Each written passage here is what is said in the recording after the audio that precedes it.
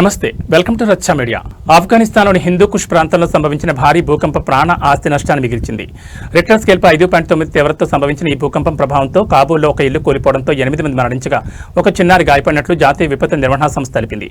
177 కిలోమీటర్ల లోతులో కేంద్రీకృతమైన ఈ ప్రకంపనలు ఇస్లామాబాద్, ఢిల్లీ వరకు వ్యాపించాయి.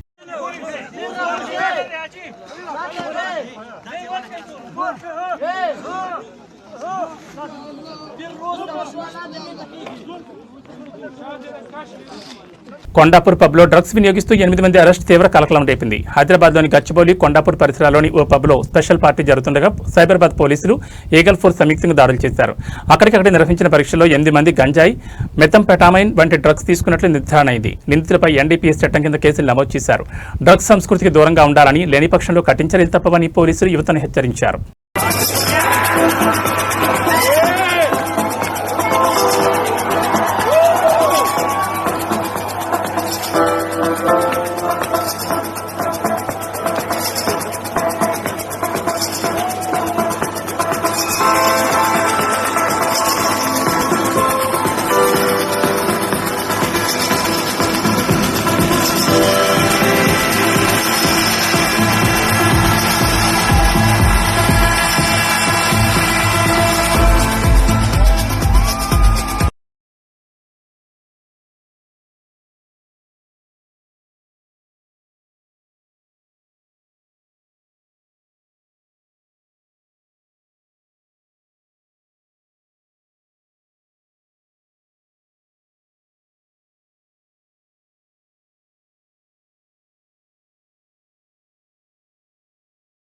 కరీంనగర్ నగరం జూబ్లీనగర్లో సభ్య సమాజం తలదించుకునే అమానుష ఘటన వెలుగు చూసింది. కుటుంబ కలహాల నేపథ్యంలో కన్నతండ్రి రాక్షసుడిగా మారి తన 2 కవల కూతుళ్లను అత్యంత దారుణంగా హతమార్చాడు. 5 ఏళ్ల వయసున్న చిన్నారులకు గడ్డిమందు తాగించి ఆపై బావిలోకి తోసేసి ప్రాణాలు తీసిన వైనం స్థానికంగా పెను కలకలం రేపింది. జూబ్లీనగర్ చెందిన గచ్చు శ్రీశైలం శనివారం ఉదయం తన భార్యతో గొడవపడ్డాడు. ఈ కోపంతో తన 5 ఏళ్ల కవల కూతుళ్లపై పగపించుకున్నాడు. చిన్నారులకు బలవంతంగా గడ్డిమందు తాగించి అనంతరం వారిని సమీపంలోని బావిలోకి తోసేశాడు. సమాచారం అందుకున్న పోలీసులు, స్థానికులు బావి వద్దకు చేరుకోగా అప్పటికే ఒక చిన్నారి మృతదేహం లభ్యమైంది. మరో చిన్నారి మృతదేహం కోసం గాలింపు చర్యలు ముమ్మరంగా సాగుతున్నాయి. కన్న కూతుళ్లను చంపిన శ్రీశైలం తీరుపై స్థానికులు ఆగ్రహంతో ఊగిపోయారు. నిందితుని పట్టుకుని చితకబాది అనంతరం పోలీసులకు అప్పగించారు. పోలీసులు కేసు నమోదు చేసుకుని నిందితుడు శ్రీశైలాన్ని అదుపులోకి తీసుకున్నారు. మృతదేహాన్ని పోస్టుమార్టం నిమిత్తం తరలించి రెండో చిన్నారి కోసం గాలిస్తున్నారు.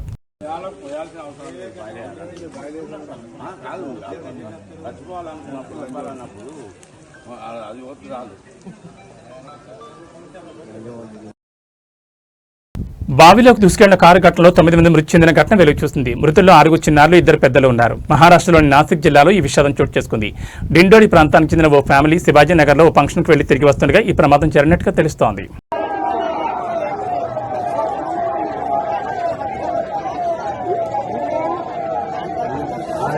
పేదరిక నిర్మూలన, రాష్ట్ర అభివృద్ధి లక్ష్యంగా ముఖ్యమంత్రి చంద్రబాబు నాయుడు రూపొందించిన P4 పథకంలో భాగంగా పశ్చిమ గోదావరి జిల్లా తాడేపల్లిగూడెం ఎమ్మెల్యే, రాష్ట్ర ప్రభుత్వ విప్ బొలిశెట్టి శ్రీనివాస్ ప్రతి నెల 5,000 రూపాయలు ఆటో డ్రైవర్లకు ప్రకటించిన సందర్భంగా 2వ నెల బస్టాండ్ వద్ద ఉన్న ఫ్రెండ్స్ ఆటో యూనియన్ సభ్యుడు కొక్కిరాల చిరంజీవికి ఎమ్మెల్యే తన సొంత నిధులు 5,000 రూపాయలు అందజేశారు. ఈ కార్యక్రమంలో జనసేన జిల్లా కార్యదర్శి మద్దాల మాణిక్ కుమార్, పతలకొండ గట్టిం నాని, కామిశెట్టి శ్రీను, అడ్డగర్ల సురేష్, పట్టణ ఆటో వర్కర్ల సంఘం అధ్యక్షుడు కట్టిరెడ్డి వెంకటేశ్వరరావు, పట్టణ కార్యదర్శి బిఎస్వి వరప్రసాద్, కూటమి నాయకులు, కార్యకర్తలు పాల్గొన్నారు. నేను ఎత్తాను ఇటు పక్క, కొంతమంది ఇటువైపు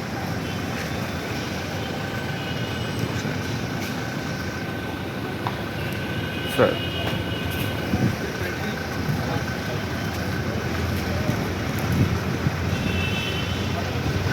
ముఖ్యమంత్రి నారా చంద్రబాబు నాయుడు ఆదేశాల మేరకు తెలుగుదేశం పార్టీ కార్యాలయంలో పశ్చిమ గోదావరి జిల్లా తాడేపల్లిగూడెం నియోజకవర్గ ఇన్ఛార్జ్, భవన మరియు ఇతర నిర్మాణ కార్మికుల సంక్షేమ board chairman Valavala Mallikarjunarao grievance ప్రజా సమస్యల పరిష్కార వేదిక ఏర్పాటు చేయడం జరిగింది. ఈ వేదికలో నియోజకవర్గ ప్రజలు, కార్యకర్తల వినతులు, ఫిర్యాదులు, అభ్యర్థనలు స్వీకరించారు. ప్రతి సమస్యకు తగిన పరిష్కారం కోసం వాటికి సంబంధించిన అధికారులతో మాట్లాడి ప్రతి సమస్య తీరే విధంగా చర్యలు తీసుకోవడం జరిగింది. అనంతరం సీఎం రిలీఫ్ ఫండ్ చెక్కులు బాబ్జీ పంపిణీ చేశారు. 8 మందికి 5,06,381 రూపాయల చెక్కులు అందజేశారు. ఈ కార్యక్రమంలో తెలుగుదేశం నాయకులు ఆకాశపు స్వామి, పట్నాల రాంపండు, కిలపర్తి వెంకట్రావు, దాసరి అప్పన్న, ముత్యాల సత్యనారాయణ, సబ్బిని విశ్వకృష్ణమోహన్, పద్మనాభుని మురళి, పాతూరి రాంప్రసాద్ చౌదరి, తన్నేడి సులేమాన్ రాజు, మద్దిపాటి సత్యనారాయణ, పరిమి వీరభద్రరావు, పరిమి సురేష్, కాకర్ల సుభద్ర, ముప్పిడి రమేష్, దాట్ల జగన్నాథరాజు, సీలి వెంకటాచలం, భోజంకి శ్రీనివాసరావు, పట్నాల శంకర్, పచ్చా నాని మరియు తెలుగుదేశం పార్టీ నాయకులు, కార్యకర్తలు పాల్గొన్నారు.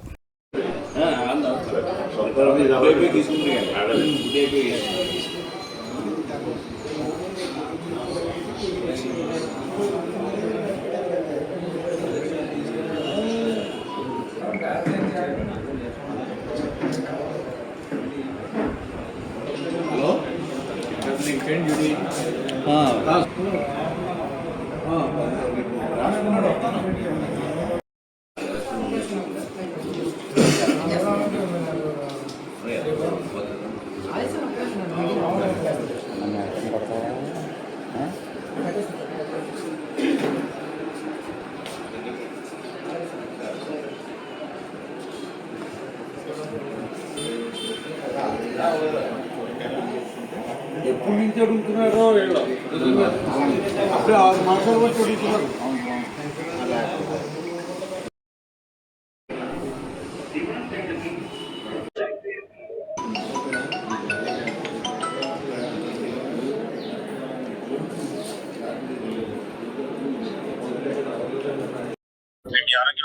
అన్ని బాగానే ఉన్నా sir. Thank you sir. Thank you sir. Sir ఈ తాడేపల్లిగూడెం మండలం నందమూరు గ్రామం అండి. ఈ దీనికి గ్రీవెన్స్ వచ్చారు వీళ్ళు.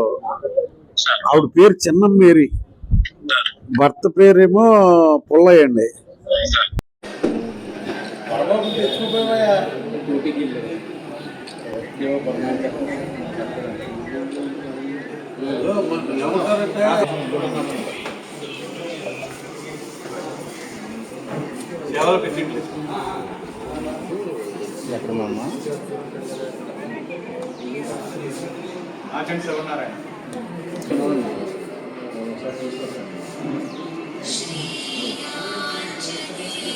ఓకే.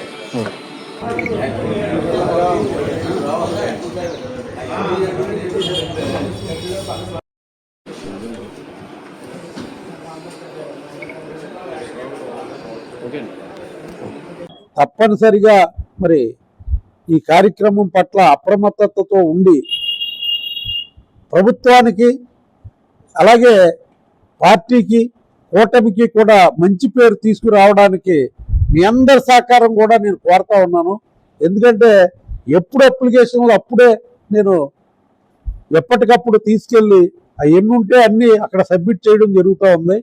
అయితే కొన్ని కారణాల వల్ల ఇంతకుముందు చెప్పాను, ఒక 27 అప్లికేషన్లు ఒక బీరువాలో ఉంచి తాళం వేసుకుని వెళ్ళిపోవడం వల్ల ఆ 27 అప్లికేషన్లకి ఆగినాయి. మా వీళ్ళతో పాటు పెట్టుకున్నాం కదా, మాకు ఎందుకు రాలేదన్న విషయం వాళ్ళు అడుగుతారు. అయితే అక్కడ ఉన్న ఆఫీసర్ వెంటనే ఇది గమనంలోకి తీసుకుని మరి ఆ 27 అప్లికేషన్లు కూడా కలిపారు.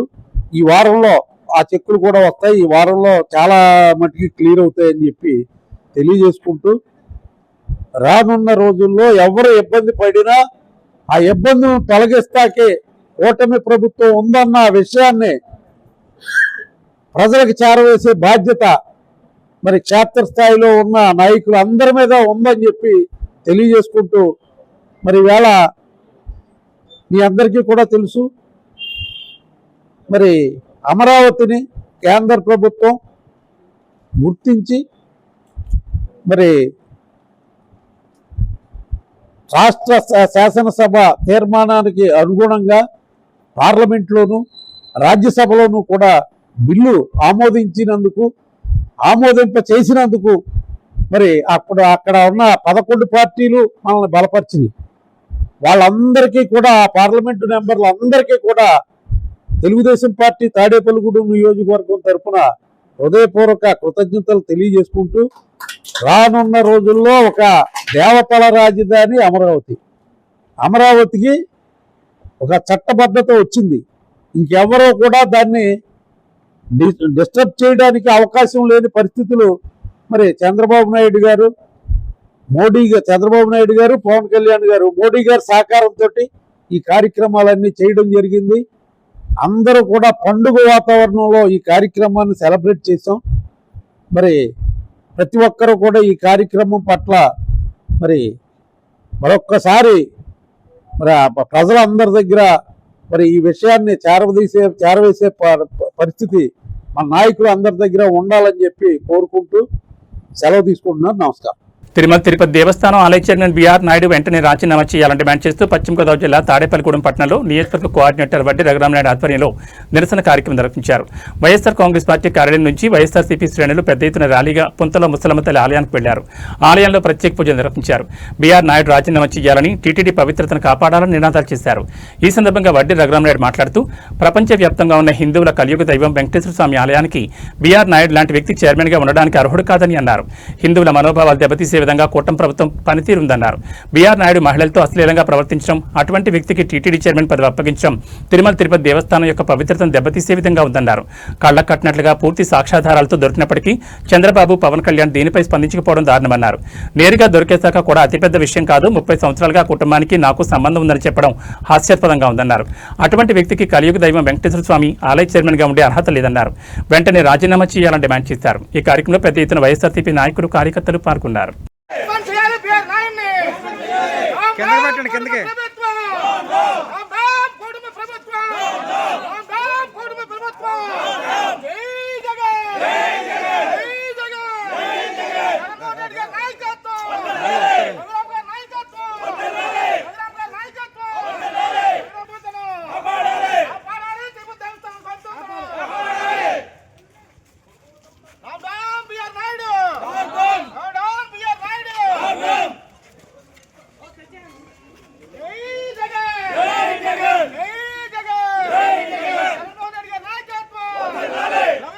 చైర్మన్ గా అర్హత లేదు. దేవస్థానం ఉందో ఏదైతే కలియుగ వెంకటేశ్వర స్వామి ఉన్నారో, ఇవాళ ప్రపంచ దేశాల్లో, దేశంలో, రాష్ట్రంలో అత్యున్నతమైనటువంటి భక్తి భావాలు, ప్రజల యొక్క మనోభావాల్ని దేశంలో కాదు ప్రజలందరూ కూడా కళ్ళకి కట్టినట్టుగా చూడటం జరిగింది.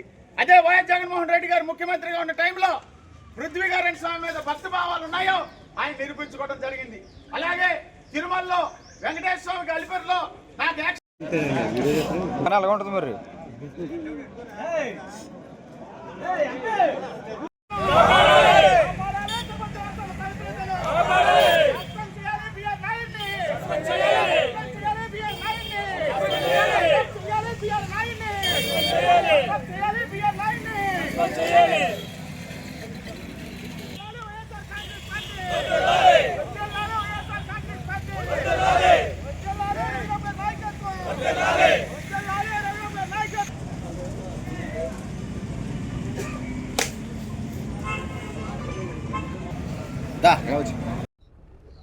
ఈరోజు తిరుమల తిరుపతి దేవస్థానం యొక్క పవిత్రతని మంటగలిపినటువంటి తిరుమల తిరుపతి దేవస్థానం బోర్డు చైర్మన్ అయినటువంటి బీఆర్ నాయుడు గారు తక్షణమే రాజీనామా చేయాలని వైఎస్ఆర్ కాంగ్రెస్ పార్టీ తరఫున డిమాండ్ చేస్తున్నాం. ఎందుకనంటే ఇవాళ తిరుమల పవిత్రతని, ఇవాళ దేశంలో, రాష్ట్రంలో ఎంతో పవిత్రమైనటువంటి తిరుమల తిరుపతి వెంకటేశ్వర స్వామి యొక్క పవిత్రతని మంటగలిపే విధంగా ఇవాళ ఏదైతే మహిళలతో అశ్లీల చిత్రాలను మనం అందరం కూడా రాష్ట్రం, దేశం, ప్రపంచం అంతా కూడా చూసింది. అయినా కూడా సిగ్గు లేకోకుండా ఇంకా చైర్మన్ పదవిలో కొనసాగడం అనేది భక్తుల మనోభావాలని దెబ్బతీసే విధంగా ఉంది.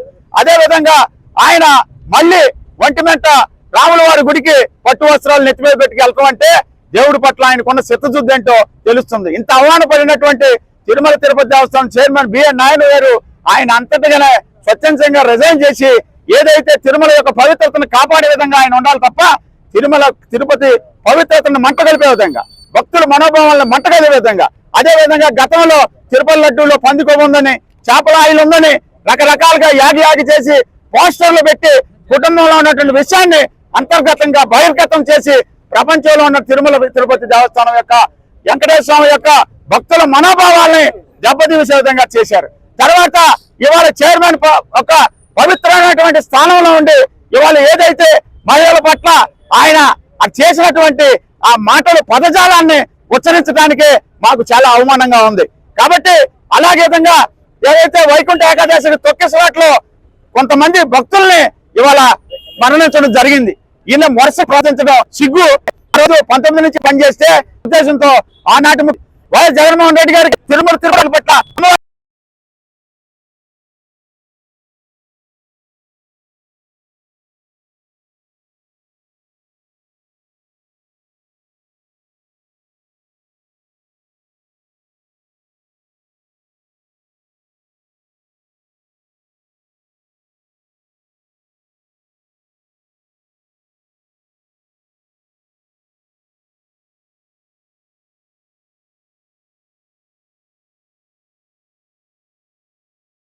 కూటమి ప్రభుత్వం నిరంతరం ప్రజా సమస్యల పరిష్కారానికి, గ్రామాల అభివృద్ధికి, ప్రజా సంక్షేమానికి అంకితభావంతో పనిచేస్తుందని, మంచి పరిపాలనకు ప్రజలందరూ మద్దతుగా నిలబడాలని పశ్చిమ గోదావరి జిల్లా తాడేపల్లిగూడెం ఎమ్మెల్యే రాష్ట్ర ప్రభుత్వ విప్ బొలిశెట్టి శ్రీనివాస్ అన్నారు.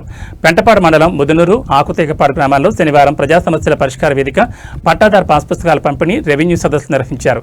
ఈ కార్యక్రమంలో ముఖ్య అతిథిగా ఎమ్మెల్యే పాల్గొన్నారు. ఈ సందర్భంగా ఆయన మాట్లాడుతూ గత వైసీపీ అరాచక పాలన నుంచి సుపరిపాలన దిశగా కూటమి ప్రభుత్వం పనిచేస్తుందన్నారు. రైతులకు పండించిన ధాన్యం ఎక్కడ అమ్మాలో తెలియని పరిస్థితి నుంచి 24 గంటల్లో వారి పంట సొమ్ము వారి ఖాతాలో పడే విధంగా ఏర్పాటు చేశామన్నారు. పట్టాదారు పాస్ పుస్తకాలపై జగన్ ఫోటో వేసి రైతులను మానసిక క్షోభ గురి చేశారని అన్నారు.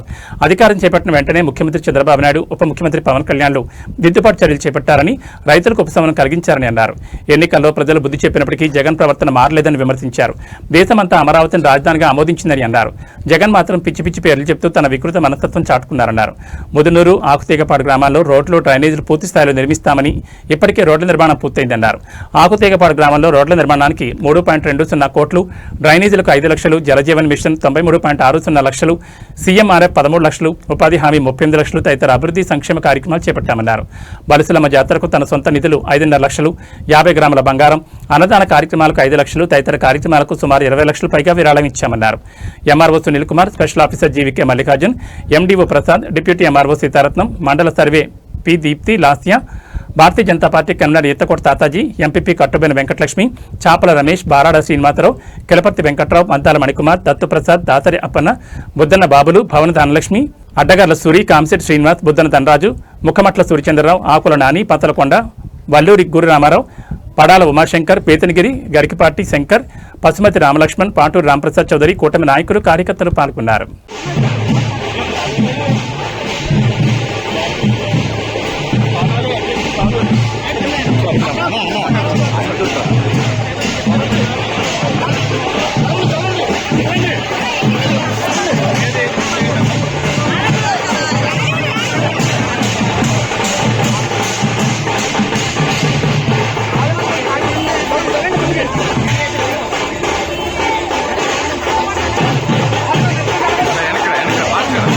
నారా చంద్రబాబు నాయుడు గారు రాష్ట్ర వ్యాప్తంగా కూడా అన్ని చోట్ల గ్రామ సభలు నిర్వహించి, అప్పుడు వైసీపీ ప్రభుత్వం ఒక అడ్డగోలు జీవోలు ఇచ్చి, ఎవరైతే వాళ్ళు వ్యతిరేకంగా ఉన్న భూములన్నీ కూడా 20A పెట్టించి, ఆ రైతుల్ని జనసేన, బీజేపీ లేదండి, ఎందుకంటే వాళ్ళు ఎప్పుడు రౌడీ లేదు కాబట్టి బీజేపీని పట్టుకోలేదు, తెలుగుదేశం వాళ్ళని పట్టుకుని చాలా ఇబ్బంది పెట్టిన సందర్భం మీకు తెలుసు. మరి ల్యాండ్ టైటిల్ యాక్ట్ అని పిచ్చి యాక్ట్ పెట్టిన తొక్కులకు పరిపాలన మనం చూసాం. ఆ ల్యాండ్ టైటిల్ యాక్ట్ ఏంటి? ఎవరికి భూమి మీద హక్కుండదు, ఎవరు కోర్టుకు వెళ్ళకూడదు, అధికారులు నిర్ణయిస్తారు, ఆ దేవుడు తీసుకుంటారు.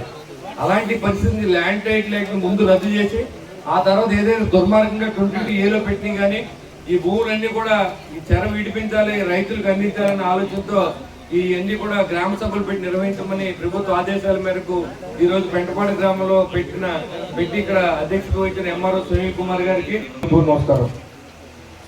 ఈరోజు ల్యాండ్ టైటిల్ యాక్ట్ రద్దు చేయడంతో పాటుగా ఇవాళ పెంటపాడు మండలంలో దాదాపుగా 1200 ఎకరాల ఇనాం భూములు ఉన్నాయి. అవన్నీ కూడా గుర్తించి వాళ్ళ పట్టాలు ఇచ్చి బాధ్యతని ప్రభుత్వం తీసుకుంది. వాళ్ళందరికీ త్వరలో పట్టాలు ఇవ్వబోతా ఉన్నాం. 10-15 రోజుల్లో కొన్ని పట్టాలు రికార్డెడ్గా ఉన్నాయి, అన్ని పట్టాలు ఇస్తూ ఉన్నాం. ఎందుకంటే ఇది చాలా లాంగ్ ఇష్యూ. అదేవిధంగా దరిసుబర్రు, జోరుబాలు గ్రామాలకు సంబంధించిన భూమిని కూడా మొన్నటిదాకా ఆన్లైన్లో ఎక్కించలేకపోయి ఇవాళ ఆన్లైన్ చేసాం. దానికి ఇంకా కొంచెం పని ఉంది, అది కూడా చేయవలసిన అవుతుంది. ఖచ్చితంగా అది కూడా రెవెన్యూ డిపార్ట్మెంట్ చేయమని కూడా చెప్పడం జరిగింది. ఇవాళ ప్రతి గ్రామంలోనూ మనమే వెళ్ళి వాళ్ళ దగ్గర ఉన్న సమస్యలు తెలుసుకునే విధంగా ప్రతి గ్రామంలోనూ కూడా మనం కూటమి ప్రభుత్వం కింద ప్రయత్నం చేస్తూ ఉన్నాం.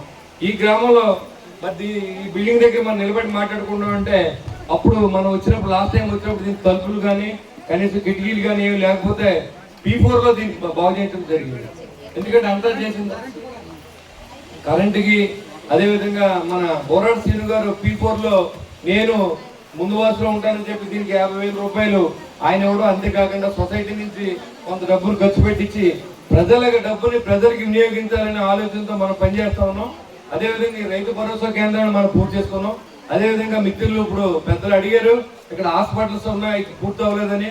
ఎవరైనా మీ పేర్లు పెట్టుకుంటే మీరు ఏదైనా చేసుకోండి, లేకపోతే P4లో నేనే ఎవరొక భాగస్వామ్యం చూసి ఇవన్నీ కూడా పూర్తి చేయాలని కూడా మీకు తెలియజేస్తా ఉన్నా. ముఖ్యంగా ఈ గ్రామంలో అడిగి ప్రజలందరూ కూడా పాత పాత పొంత రోడ్డు అది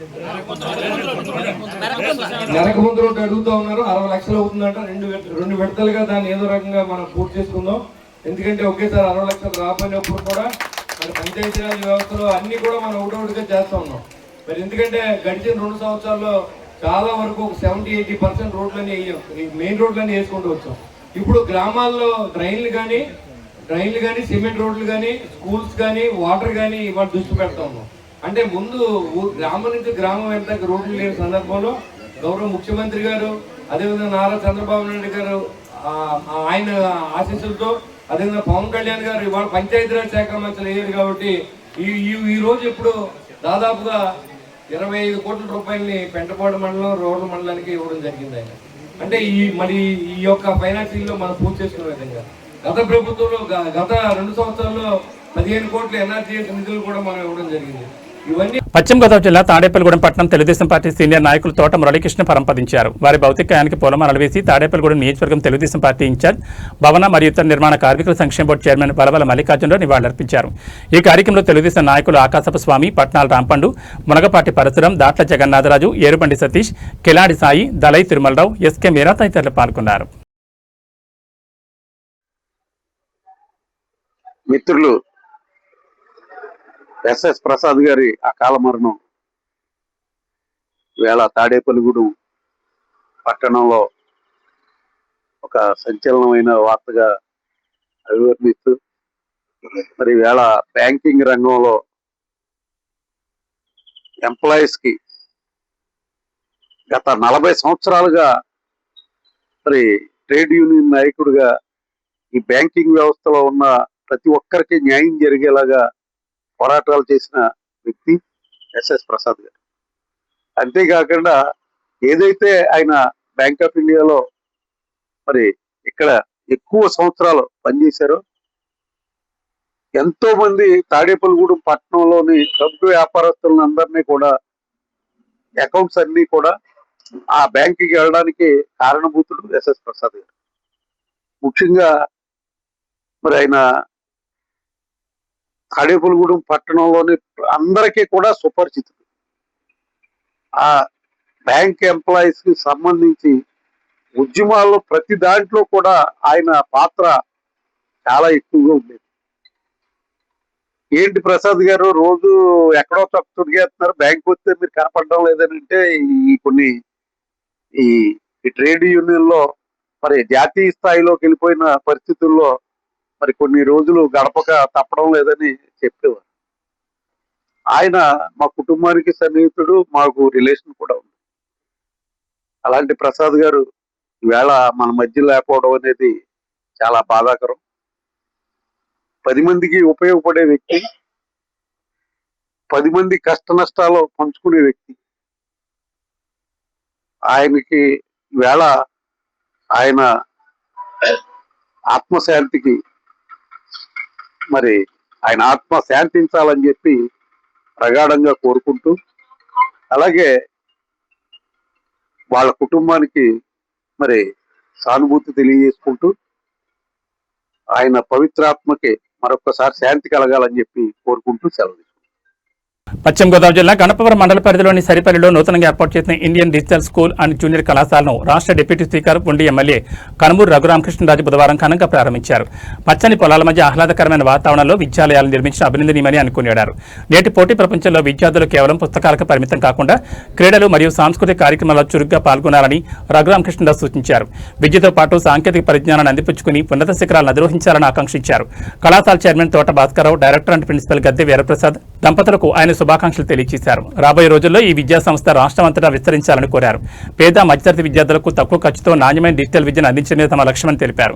ఇంగ్లీష్ కమ్యూనికేషన్ స్కిల్ డెవలప్మెంట్ పై ప్రత్యేక దృష్టి సారించినట్లు పేర్కొన్నారు. డైరెక్టర్ వీరప్రసాద్ మాట్లాడుతూ ఈ విద్యా సంవత్సరం నుండి జూనియర్ కళాశాలలో MPC, BiPC, MEC, CEC, HEC కోర్సులు అందుబాటులో ఉంటాయని వెల్లడించారు. గణపవరం, నిడమర్రు, పొంగుటూరు, పుండి, పెంటపాడు మండలాల విద్యార్థుల కోసం బస్ సౌకర్యం కల్పిస్తున్నట్టు తెలిపారు. ఈ కార్యక్రమంలో మాజీ ఎమ్మెల్యే పుప్పాల వాసుబాబు, పలువురు రాజకీయ ప్రముఖులు, ఉపాధ్యాయులు, విద్యార్థులు పాల్గొన్నారు. విద్యార్థులు ప్రదర్శించిన సాంస్కృతిక కార్యక్రమాలు అందరినీ అలరించాయి.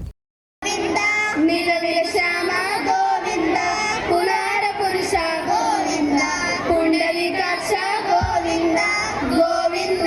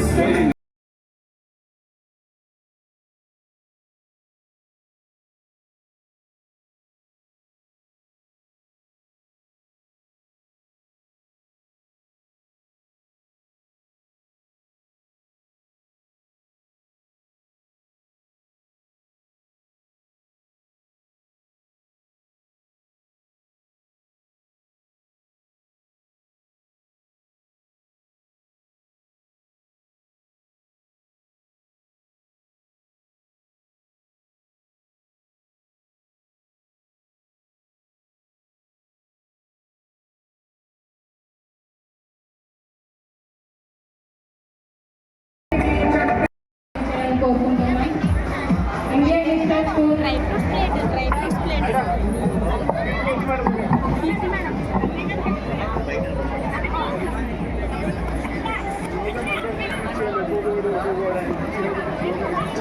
ఓకే సార్, మైక్ తీసుకున్నట్టు సార్, మైక్ ఉందండి. ఈరోజు 5 సంవత్సరాల ఆరంభం తర్వాత అద్భుతమైన మంచి బిల్డింగ్స్తో ప్లే గ్రౌండ్ సదుపాయాలతో 1000 మందికి పైబడి విద్యార్థులతో కోవిడ్ సంక్షోభం ఎదుర్కొన్నప్పటికీ కూడా ఇంత స్వల్ప కాలంలో ఇంత చక్కటి అభివృద్ధి, సుమారు 25 గ్రామాల నుంచి బాలబాలికలందరూ వచ్చి చదువుకోవడం ప్రతి సంవత్సరం మరి ఇంత అభివృద్ధి డైరెక్టర్ ప్రసాద్ గాంధీ, అలాగే ముఖ్య అంతా ప్రోత్సాహం ఇచ్చిన చైర్మన్ తోట భాస్కర్ రావు గారికి నా హృదయపూర్వక అభినందనలు. ఎందుకంటే ఇప్పుడు విద్యా ప్రమాణాలు రోజు రోజుకి బాగా పెరుగుతున్నాయి.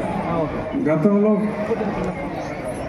10th క్లాస్లో మేము చదువుకున్న రోజుల్లో 10th క్లాస్లో సిలబస్ ఇప్పుడు 5-6 తరగతుల్లోనే ఆల్మోస్ట్ అన్ని సబ్జెక్ట్స్ కూడా వస్తున్నాయి. మరి విద్యార్థుల మీద కూడా చాలా స్ట్రెయిన్ ఉంటుంది. దానికి చక్కటి ఆట స్థలాలు అన్నీ కూడా ఉంటే చదువుకునే టైంకి చదువుకోవటం, ఆడుకునే టైంకి ఆడుకోవటం, ఈ రెండు కూడా చాలా అవసరం. సో ఒక చక్కటి ప్రాంగణం పచ్చని పొలాల మధ్యన మరి గణపురంలో ఇంత చక్కగా ఆ పాఠశాల బిల్డింగ్ రాబోయే కొద్ది నెలల్లో సంపూర్ణంగా పూర్తయిపోయే అవకాశాలు ఉన్నాయి. ఈ స్కూల్ మరింత అభివృద్ధి చెందాలని రాబోయే రోజుల్లో మరిన్ని చక్కగా ప్రసాద్ నాయకత్వంలో మరింతగా విరాజిల్లాలని ఎంతోమంది తల్లిదండ్రులు వారి పిల్లలకి తక్కువ ఖర్చులో మంచి విద్యను అందించాలన్న వారి ఆశయాలకు అనుగుణంగా ఈ ఇండియన్ డిజిటల్ స్కూల్ మరింత విస్తరించి విద్య ద్వారా ప్రజలకు సేవ చేసే దాంట్లో ముందుండాలని కోరుకుంటూ ఆల్ ది బెస్ట్. నమస్కారాలు. All the best. Thank you. Thank you so much. మన ఇండియన్ డిజిటల్ స్కూల్ తరఫున పశ్చిమ గోదావరి జిల్లా తాడేపల్లిగూడెం పట్టణం నందు మహేష్ మెన్స్ బ్యూటీ సెలూన్ నూతన ప్రారంభోత్సవ కార్యక్రమంలో పశ్చిమ గోదావరి జిల్లా తాడేపల్లిగూడెం నియోజకవర్గం తెలుగుదేశం పార్టీ ఇన్ఛార్జ్ భవన మరియు ఇతర నిర్మాణ కార్మికుల సంక్షేమ బోర్డు చైర్మన్ వలవల మల్లికార్జునరావు, ఆకాశపు స్వామి, సబ్బినివిసు కృష్ణమోహన్, దాంట్ల జగన్నాథరాజు, ముప్పిడి రమేష్, పట్నాల శంకర్ తదితరులు పాల్గొన్నారు.